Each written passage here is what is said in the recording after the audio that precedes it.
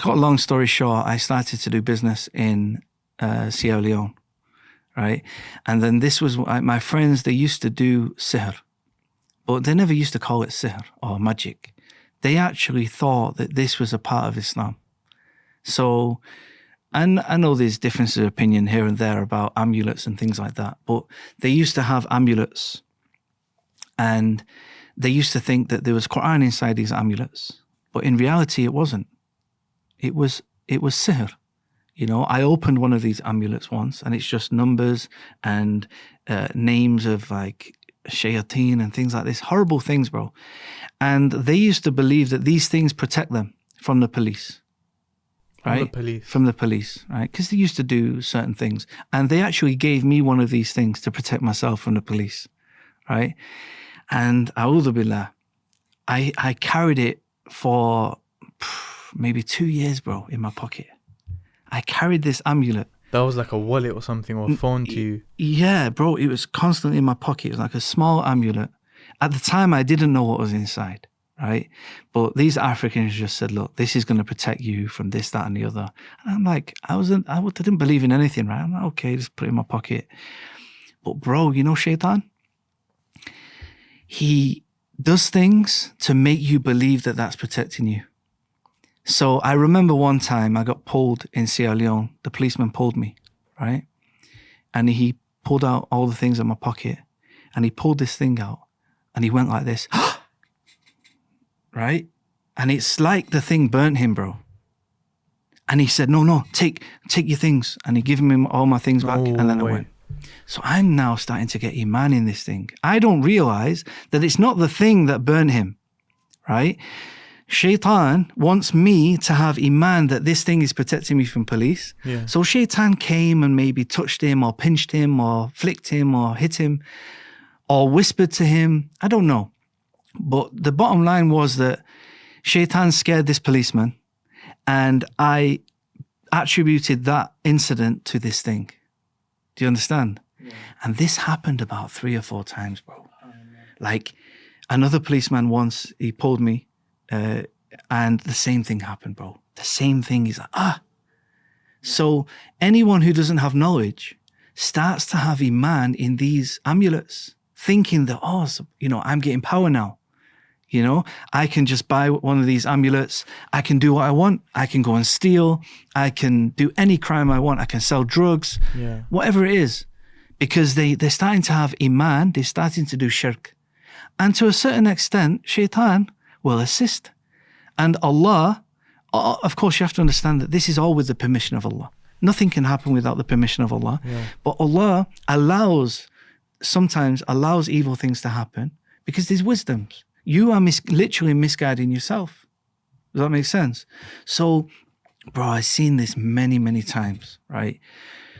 There's many stories. I don't like to go too much into it because the point's been made. But this is how, subhanAllah, it was the beginning of kind of starting to have iman and belief in these false things. Another time I went to the northern parts of Sierra Leone in the jungle. It's called Kabbalah, right? And it's known as a city for sihr. And it's very evil, bro.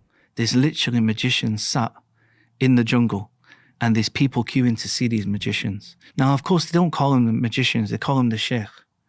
And they look like Muslims. They have beards. They dress like Muslims. They have the Quran. They have, beads. They have the hat. They look like a sheikh. And maybe they're knowledgeable. Maybe they know Arabic. Maybe they even memorize Quran. But somewhere along the line, they've learned about sihr and they're dealing with the jinn. And I've seen this, bro.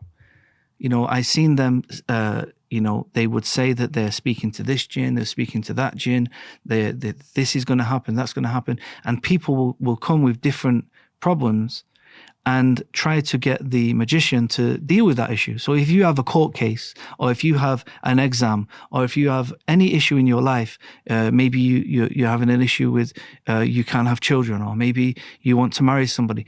Any of these issues, these so-called magicians can fix it for you. But it's haram, bro, and it's shirk. And it's just fooling people. But people don't realize that when they get involved in these things, it takes you outside of Islam, bro. Does that make sense? Yeah. So this was kind of a very important point to me. And then when I came back from Sierra Leone to England, I spoke to my Libyan friend and I said, look, you Muslims, you've got power. You know, I seen this happen. This Muslim gave me this thing and the policeman ran away and this other Muslim did this. And my friend said, no, this is haram. This is shirk. What are you doing? And I'm like, well, I'm not a Muslim. He said, no, we believe it's true. We believe these things can happen, but it's haram in Islam. So I was like, what do you mean? So he sat me down and he showed me a video by Dr. Bilal Phillips. So that same night when I watched this lecture by Dr. Bilal Phillips, my friend gave me a copy of The Fortress of a Muslim. You know, the small book of du'as. Some of them are ayah from the Quran and some of them are hadith. Yes. Now we know that both are wahi, right? Of course. You know, subhanAllah, you know, and, you know, but of course the Quran has an extra status, right? Definitely, because it's Kitab Allah, yeah? And I was saying to my friend, this is different. This one is different from this. Like, and he said, yeah, that's the Quran, that's the hadith. And then I'd turn the page, I'd read that and I'd read, and every time the ayah from the Quran, I just felt that it's different, bro. And I'm reading it in English, bro. SubhanAllah. Right? So I got onto one ayah. You mean the transliteration or the translation? Translation and the transliteration. Okay. It's got the Arabic, the transliteration. And you just felt like it's different. And the English, right? But even in the English, bro, I was like, this is different to that, right? And subhanAllah, bro, when I got to Surah Falaq, right?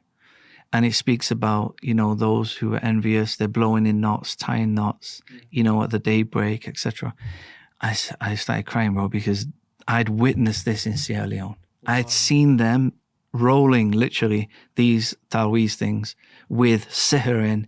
They were naked, bro, literally sat in the river, rolling this sihr. Literally, sometimes they would do it at, like, what I now know to be sunset time, and sometimes they do it at sunrise, bro. And they're making the sihr and they're blowing, bro. SubhanAllah, I seen it, bro. And that ayah was the one that really sealed it for me. I said, this is the protection from this. And that's when I started to put my iman now in this little book. So I moved it from the Taweez thing and I started to now, this little book went everywhere with me, bro. I was just reading the du'as, all the du'as, everything, you know, and that became the protection.